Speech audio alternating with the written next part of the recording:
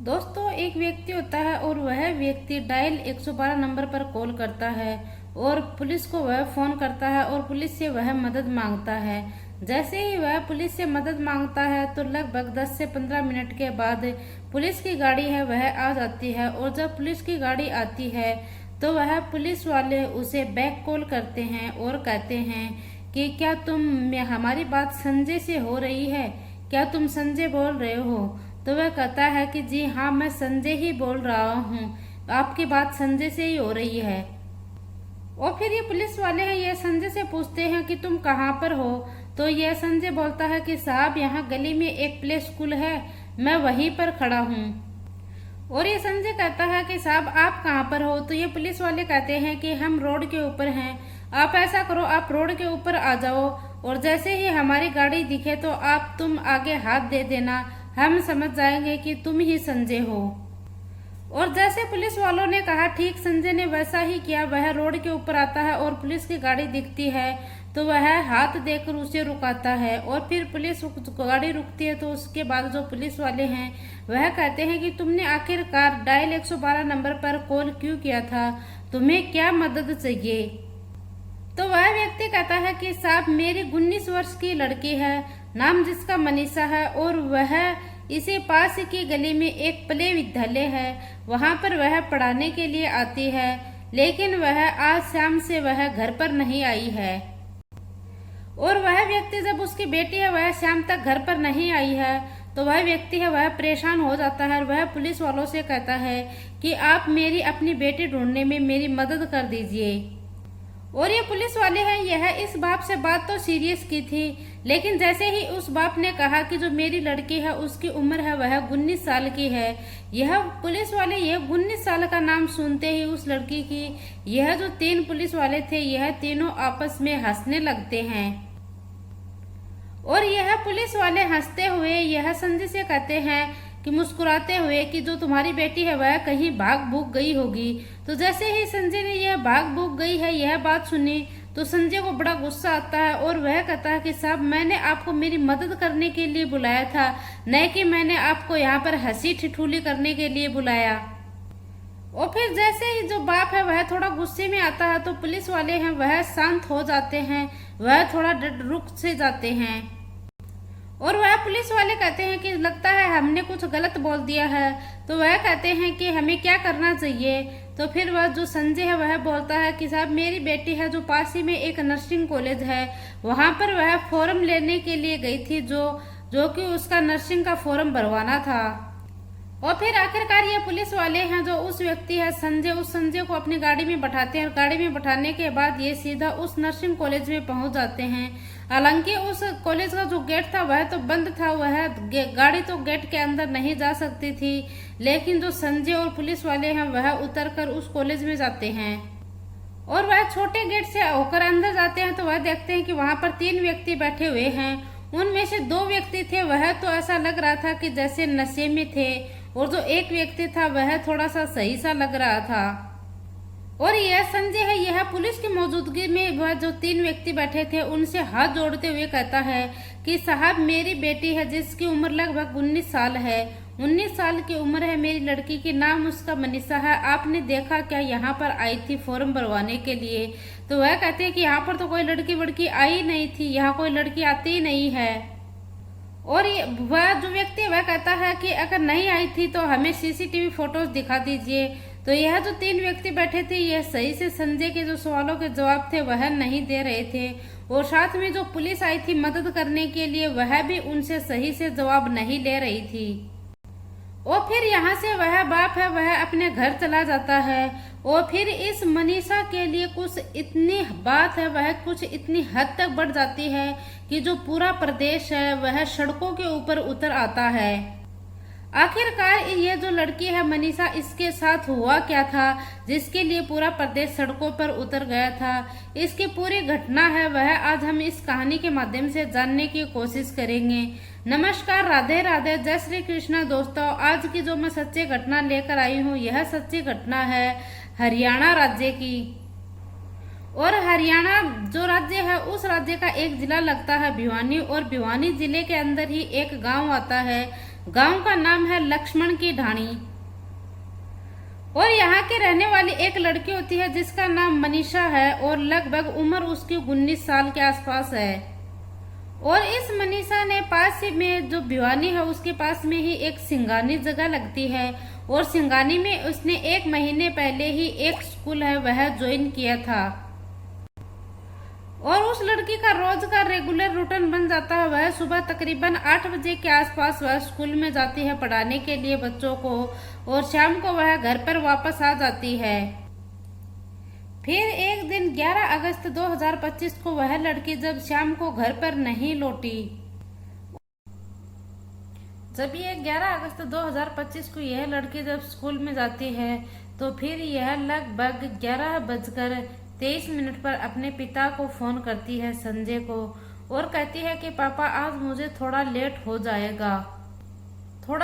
जाएगी आज मुझे, क्योंकि आज मुझे जो बीएससी नर्सिंग है उसका जो फार्म है वह लेना है और वह फार्म मुझे भरना है, इसलिए मैं आज थोड़ी सी लेट घर पर आऊंगी। और फिर ये पिता कहता है कि बेटी कोई बात नहीं, अगर तुम्हें थोड़ा सा टाइम लगेगा तो कोई दिक्कत की बात नहीं, तुम आ जाना। और फिर इसी बीच में जो है उसके पास एक फोन कॉल और पहुंच जाता है और फिर से यह लड़की है यह फिर से अपने घर पर फोन करती है और जब फिर से घर पर यह फोन करती है तो फोन है जो आगे अब वह उसकी मौसी उठाती है और वह अपनी मौसी से बोलती है कि मौसी कोई पार्सल आने वाला है घर पर, जो मैंने एक सूट था वह ऑर्डर दिया था और वह सूट तुम ले लेना। और फिर जो है मनीषा की मौसी ये कहती है कि बेटा हम तो काम में लगे हुए हैं, तुम ऐसा करना कि तुम्हारे जो दादाजी का नाम है वह बता देना और यह घर पर अगर तुम्हारे दादाजी को तुम्हारा सूट है वह दे देगा। और बस यह मनीषा की उसके घर वालों के साथ लास्ट बार बात होती है और इससे आगे वह अपने विद्यालय में जो काम था वह काम में जुट जाती है और जैसे ही वह विद्यालय के काम में आगे जुट जाती है उसके बाद वह लगभग दोपहर के 1:58 पर वह विद्यालय से बाहर निकल जाती है। और यह लड़की है ये स्कूल में रोज में वैन में ही जाती थी और स्कूल के टाइम जब वापस घर पर आती थी तो यह वैन में ही आती है, लेकिन यह उस दिन ड्राइवर जो भैया होते हैं उससे बोलती है कि भैया यहीं पास में जो 500-700 मीटर की दूरी के ऊपर एक आइडियल स्कूल कॉलेज है, वहां पर मुझे जाना है और मुझे बीएससी नर्सिंग का फॉर्म लेना है और आप ऐसा करो कि आप घर पे चले जाओ और मुझे आज काम है, इसीलिए मैं अब मेरा जो नर्सिंग का फॉर्म है मुझे वह फॉर्म लेना है। और फिर ये ड्राइवर बोलता है कि ठीक है मैडम जी तुम चली जाओ और ये ड्राइवर है यह अपने बच्चों को लेकर वैन में चला जाता है। और फिर यहाँ से तकरीबन शाम के 6:26 जो ये लड़की है मनीषा इसी के फोन से जो इसका पिता है संजय उसके फोन के ऊपर एक मिस कॉल आती है, लेकिन जब इसका पिता इसे बैक कॉल करता है तो इसका फोन है वह स्विच ऑफ आता है। और फिर ये फोन कॉल एक तरफ तो ये फोन कॉल आया था, दूसरी तरफ ये है जो घर के लोग थे यह थोड़ा थोड़ा अब आपस में बातचीत भी करना शुरू होने लगी थी कि आखिरकार शाम हो आई है, लड़की अभी तक घर पर नहीं आई थी। फिर जो ये संजय है यह अपने पिताजी से बोलता है कि पिताजी अगर आखिरकार मैं करूँ तो करूँ क्या, जो मेरी बेटी है वह अभी तक घर पर नहीं आई है। फिर जो संजय का पिता यह बोलता है कि बेटा तुम वहीं पर जाओ और फिर वह सिंगानी पहुंच जाता है और उसी प्ले स्कूल में पहुंच जाता है और स्टाफ से वह बातचीत करना शुरू कर देता है कि आखिरकार आज जो मेरी बेटी है वह घर पर नहीं पहुंची है। और इसी बीच में जो संजय था उस मनीषा का पिता वह डायल 112 नंबर पर पुलिस को भी फोन कर देता है। और फिर आखिरकार यहाँ पर पुलिस भी आती है जो कि PVRES अनूप और साथ में एक कांस्टेबल होता है पवन और एक होता है SP और धर्मेंद्र, ये 3 लोग आते हैं गाड़ी के अंदर। तीनों लोग यह संजय से बातचीत करते हैं और यह जब संजय से बात करते हैं जो उनके मुख से जो यह पुलिस वाले थे उनके मुख से जो बात निकलती है वह वाकई में ही बहुत एक शर्मसार कर देने वाली बात है। वह कहते हैं कि तुम्हारी लड़की है वह कहीं भाग भूग गई होगी। और जब पुलिस वाले यह बात बोलते हैं तो संजय को इस बात पर लेकर बहुत गुस्सा आता है और जब संजय उनके ऊपर गुस्सा करता है तो वह जो पुलिस है पुलिस को जितनी ईमानदारी के साथ काम करना था उतनी ईमानदारी के साथ पुलिस यहाँ पर काम नहीं कर रही थी। और फिर जब संजय इनके ऊपर गुस्सा करता है तो ये संजय के साथ फॉर्मेलिटी निभाने के लिए यह उस कॉलेज में चले जाते हैं और उस कॉलेज में इनके कुछ खास रिश्तेदार वगैरह निकल आते हैं तो यह कुछ ज्यादा उनके ऊपर जो आइडियल कॉलेज में जाते हैं और वहाँ का स्टाफ भी इनको जानकार ही मिल जाता है और ऐसे में यह वहाँ पर कुछ ज्यादा यह कार्रवाई नहीं करते हैं पुलिस वाले। और यह एक दूसरे की ऐसे पीठ थपथपा रहे थे जैसे कि यह बहुत ज्यादा खास व्यक्ति हैं, एक दूसरे के बहुत ज्यादा जान पहचान वाले हैं। लेकिन दूसरी तरफ जो एक पिता था वह अपनी बेटी को बहुत बेरहमी से खोज रहा था। उसको अपनी बेटी की देखने के लिए उसकी बेटी की आंखें तरस रही थी। दूसरी तरफ उस बाप का दर्द था वह इन पुलिस वालों को बिल्कुल भी नहीं दिख रहा था। और फिर यहाँ यह सब कुछ होने के बाद रात के तकरीबन 10 सवा 10 बजे के आसपास का समय था। और यह जो तीनों सिपाही थे, यह अनूप, पवन और धर्मेंद्र, यह कहते हैं कि साहब हमने तो हमारी तरफ से पूरी कोशिश कर ली है। अब आपको जो नजदीकी पुलिस स्टेशन लगता है, इनका जो नजदीकी पुलिस स्टेशन है वह लोहारू लगता है, और लोहारू जाकर आप FIR दर्ज करवाइए। अब संजय ने अपने जो दादा है, जो पिता है, यानी कि जो मनीषा का दादा है वो संजय का पिता है, उसके साथ वह फिर से बातचीत करता है। और उसके साथ ही वह बातचीत करते हुए बहुत ज्यादा रात को वह रोता है। और ये संजय के पिता और दोनों आपस में बात करते हैं, कहते हैं कि अब तो रात बहुत हो चुकी है और हम सुबह थाने चलते हैं। और ये कहते हैं कि अब तो रात बहुत हो चुकी है, सुबह थाने चलेंगे। और यह अभी भी यह जो लोग थे, फिर जब सुबह होती है तो संजय और उसका पिता और एक दो साथी और होते हैं, और ये नजदीकी जो पुलिस स्टेशन लोहारू लगता है इनको, यह लोहारू में जाते हैं। और लोहारू पुलिस स्टेशन में जाकर यह FIR दर्ज करवाते हैं। और वहां जाकर यह बोलते हैं कि साहब जो मेरी बेटी है वह कल से घर से लापता है। और यह लोग जो लोहारू पुलिस स्टेशन इनका लगता है नजदीकी, वहां पर यह जब पहुंचे थे तो उस समय सुबह के 8:30 या 8:45 का समय था। और उसके बाद कब देखते देखते शाम के 7:30 बज जाते हैं और पुलिस इधर से उधर चक्कर लगाती रहती है। और फिर आखिरकार जो इनकी FIR है वह दर्ज कर लेते हैं। जो SHO अशोक कुमार है वह इनकी FIR दर्ज कर लेती है। और जो SI होती है शकुंतला, वह इसकी जो जांच अधिकारी होती है वह बन जाती है। और लेकिन जितनी शिद्दत से ईमानदारी से इनको काम करना चाहिए था, उतनी शिद्दत और ईमानदारी के साथ यह लोग यहाँ पर काम नहीं करते हैं। और यहाँ पर जितनी ईमानदारी के साथ पुलिस को काम करना चाहिए था, उतनी ईमानदारी के साथ पुलिस है वह काम नहीं करती है। यहाँ पर पिता पहले स्कूल में जाता है, फिर जो एडिल कॉलेज है उस कॉलेज के अंदर जाता है। पिता वह इधर से उधर अपनी बेटी के लिए चक्कर पर चक्कर लगाए जा रहा था। और वह यहाँ के ऊपर जो स्कूल है, कॉलेज है, उसके अंदर वह CCTV फोटोज मांगता है। तो वह कहते हैं कि दे देंगे, एक बार बड़े अधिकारी नहीं आते हैं। और वह उसे यहाँ पर उसे कुछ भी इंसाफ नहीं मिलता तो सिर्फ उसे ठेंगा मिलता है। और वह जो पिता है, एक पिता अपनी बेटी के लिए इधर से उधर खोजने के लिए परेशान था। और इसी तरह यह 13 अगस्त की सुबह है, यह प्ले स्कूल है उसकी तरफ जा रहा था कि कहीं जो उसकी बेटी है वह नजर ही आ जाए।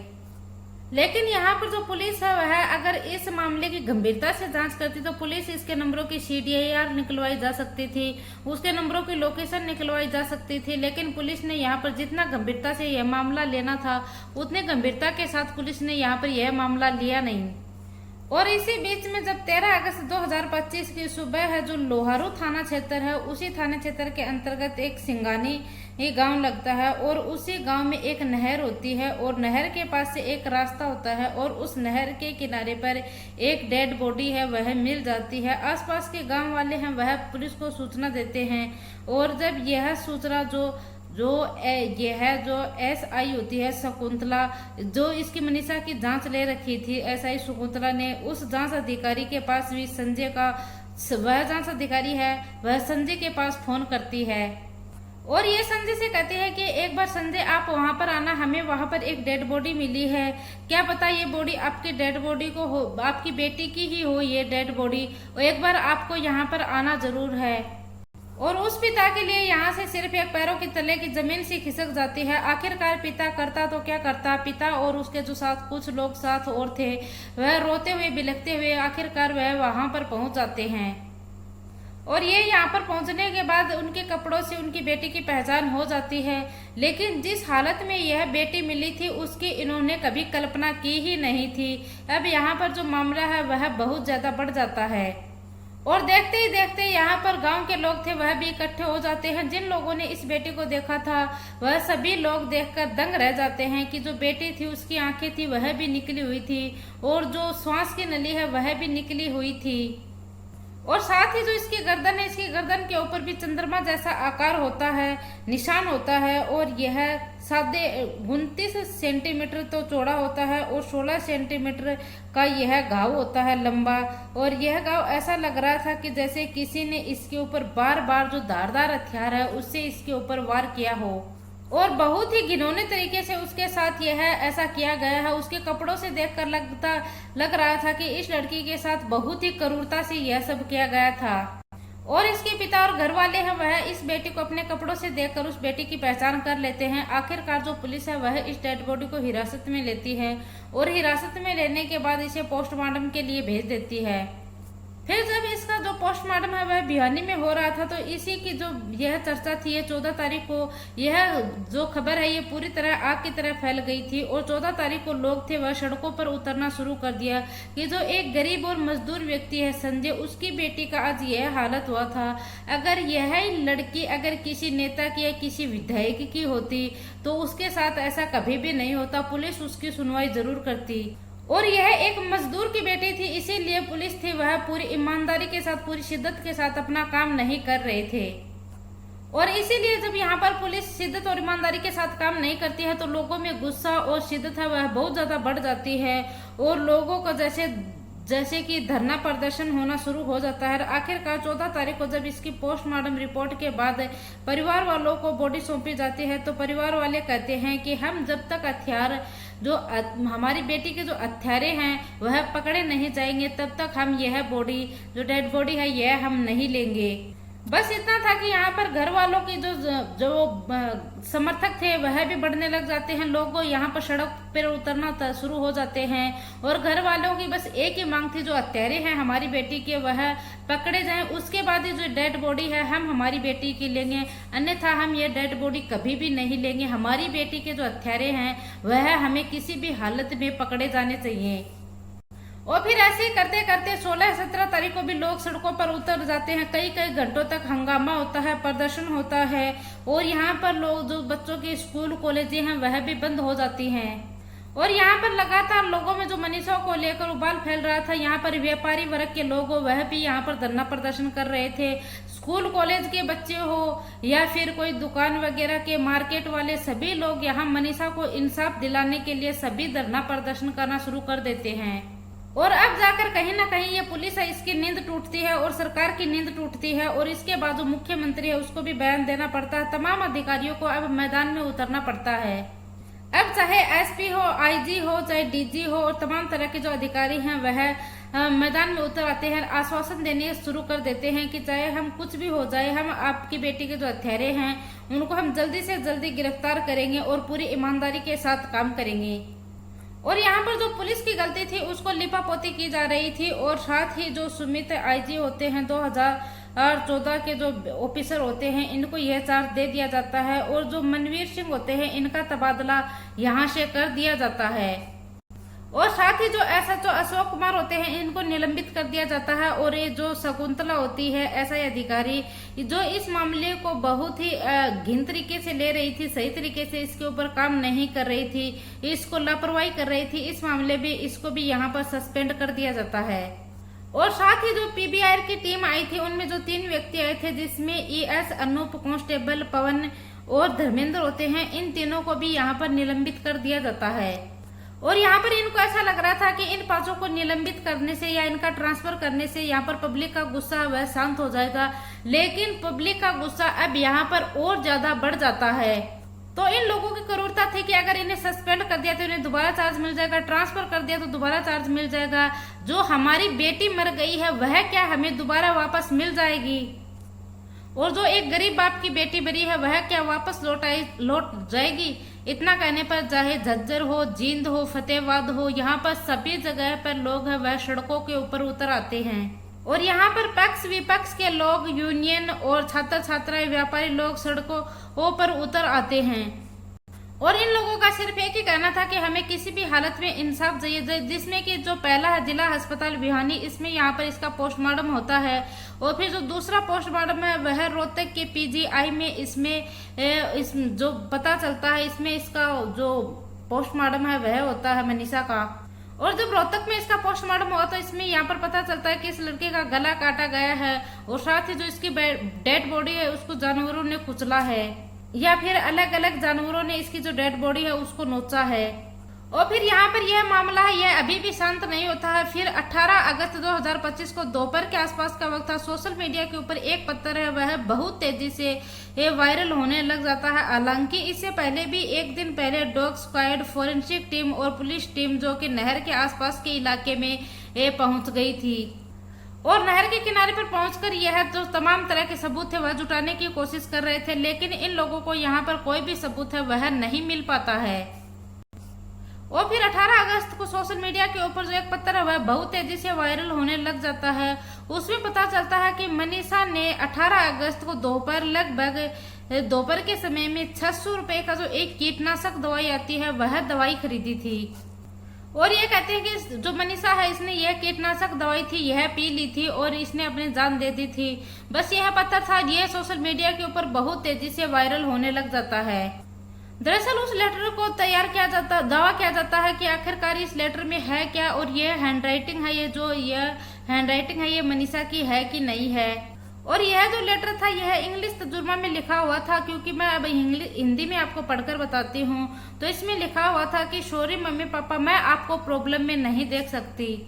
और ये लड़की आगे लिखती है कि मैंने कुछ भी गलत नहीं किया है, नहीं मैं गलत हूँ, मैं अपने पेरेंट्स का ड्रीम है वह पूरा करना चाहती थी और उसको पूरा करने में मैं फिर भी बहुत दुखी हूँ और मैंने कोई गलत काम नहीं किया है और मैं अपने पेरेंट्स का ड्रीम है वह पूरा नहीं कर पाई। मैं बीएससी नर्सिंग कर रही हूँ और मैं सेट कर मैं भी एक अच्छी सी जॉब पाना चाहती थी और आप दुनिया के सबसे बहुत अच्छे मम्मी पापा हो, बेस्ट मम्मी पापा हो और इसीलिए मैं आपके ऊपर बोझ नहीं बनना चाहती थी। I am sorry mummy papa, और आपने मुझे एक राजकुमारी की तरह पाला, मैं आपकी बहुत बहुत आभारी हूँ। अगर कोई हो तो मेरे मम्मी पापा का ख्याल रखना। यह लेटर था, यह उस लड़के ने यह लेटर लिखा था। अब यह लेटर में कितनी सच्चाई है कितनी नहीं है यह तो जो उसकी हैंडराइटिंग है उसकी जांच के बाद ही पता चलेगा। यहाँ पर एक व्यक्ति ने आकर यह गवाही दी है कि इस लड़के ने जो कीटनाशक की दवाई थी वह खरीदी थी। अब यहाँ पर यह तो नहीं पता है कि जो पुलिस है उसकी प्रणाली का जो उल्टा पुल्टे करने के लिए कही जाती है, इसमें पूरे प्रदेश में जो बवाल मचा हुआ है उस बवाल को शांत करना चाहती है, इसके बारे में अभी तक कुछ भी नहीं किया जा सकता। लेकिन एक बिंदु है जो पुलिस की कार्य प्रणाली पर सवाल खड़े हो रहे हैं, जो कि मनीषा की लाश है। 13 अगस्त को मनीषा की लाश मिली थी और आखिरकार अचानक से 5वें दिन वो पत्र कहां से प्राप्त हो गया। और साथ ही इस पत्र को देखकर ऐसा लग रहा है कि ये फोटोकॉपी है। अगर ये फोटोकॉपी है तो फिर ओरिजिनल कहाँ पर है। और मनीषा है यह 11 अगस्त को लापता हुई थी और जो इसकी डेड बॉडी है यह 13 अगस्त को मिली थी। आखिरकार 2 दिन जो वो मनीषा की डेड बॉडी है वह खेतों में ही खुली पड़ी रही क्या। और जहाँ पर जो मनीषा की डेड बॉडी मिली थी वहां पर एक आम रास्ता बताया जाता है। अगर वहां पर किसी आने जाने वाले व्यक्ति की क्या नजर ही नहीं पड़ी 2 दिन तक या मनीषा की डेड बॉडी को किसी ने देखा ही नहीं। और साथ ही इसमें जो इसकी जो डेड बॉडी है इसकी गर्दन है इसके ऊपर बहुत गहरे घाव मिले हैं, यह भी बहुत ही सोचने वाली बात है। और साथ ही जो एसपी है उसका ट्रांसफर हुआ है और पुलिस वालों का भी ट्रांसफर हुआ है। अगर आखिरकार ये जो नोट है ये लेटर है ये पहले ही मिला था तो पुलिस वालों ने यह जो लेटर ये पहले स्पष्ट क्यों नहीं किया। तो यह नोट पुलिस वालों को पहले से था, तो पुलिस वालों ने जब नेता पक्ष और विपक्ष के लोग धरना प्रदर्शन किया उसके बाद ही इस नोट या लेटर को जब पुलिस है वह क्यों सामने लाकर दिखाया। और क्या यह लेटर है यह मनीषा के घर वालों को पता था कि नहीं पता था, इसके बारे में भी अभी तक कुछ भी नहीं कहा जा रहा। अब यह केस है यह पूरे हरियाणा प्रदेश में हड़कंप से मचा दी है और जो लगातार पुलिस पर सवाल पे सवाल खड़े हो जा रहे हैं। और साथ ही यह दावा भी किया जा रहा है कि रिपोर्ट है जो मनीषा की रिपोर्ट है उसमें 5 ऐसे बिंदु है जिसमें जो मनीषा का जो खुलासा है मदद कर सकते हैं उसकी मौत के पीछे के कारणों की। और पहले तो इसका भिवानी जिला अस्पताल में जो पोस्टमार्टम रिपोर्ट हुआ था और दूसरी बार जो रोहतक में पीजीआई रोहतक में इसका दूसरी बार जो पोस्टमार्टम रिपोर्ट में हुआ था। इन दोनों की जो वो मेल है उसमें कितनी सच्चाई है कि नहीं है। और साथ ही जो मधुबन फॉरेंसिक टीम है वहां पर भी 10 सैंपल भेजे गए हैं और साथ ही वह भी कुछ कहेगी या न कहेगी या बहुत कुछ कहेगी जो पीजीआई रोहतक में मनीषा का जो पोस्टमार्टम रिपोर्ट हुआ था। रोहतक में जब इसका पोस्टमार्टम किया गया तो वहां पर जो इसके कपड़े थे वह भी उन्होंने जांच के लिए बुलाए गए हैं और उनके कपड़ों के ऊपर कुछ लाश मिली थी, वह भी इन जो फोरेंसिक टीम है वह जांच के लिए बुलाया गया है। और साथ ही जो डीएनए रिपोर्ट है उसके माध्यम से भी कुछ पता चलेगा। साथ ही यह 5 ऐसे बिंदु जिसके माध्यम से मनीषा के जो हत्यारे हैं उन तक पहुंचने में कुछ मदद मिल सकती है। और अब आगे इस मामले में होगा कि अभी तक जांच में तो कुछ नए जो लोग धरना प्रदर्शन कर रहे हैं वह तो ये कह रहे हैं कि हमें सीबीआई जांच चाहिए। अगर सीबीआई जांच चाहिए तो इस लड़की के मामले का पूरा खुलासा हो जाएगा। और साथ ही जो ये लड़की है मनीषा, यह बहुत ही सज्जन सीधी और ईमानदार है, जिसके पूरे गांव पूरे परिवार में सिर्फ एक ही बात कही जाती है कि यह लड़की बहुत सीधी बहुत अच्छी लड़की थी। और पूरे गांव के लोग इस लड़की की जो तारीफें कर रहे हैं उस तारीफों को देखते हुए पुलिस को भी इस लड़की के जो मामले को पूरी तरह से शिद्दत से ईमानदारी के साथ इस लड़की को इंसाफ दिलाना चाहिए। दोस्तों, इस पूरे घटनाक्रम का सुनाने का उद्देश्य मेरे किसी को दिल को ठेस पहुंचाना नहीं है, किसी को परेशान करना नहीं है, बल्कि आपको सचेत करना है, जागरूक करना है। जय हिंद, जय भारत।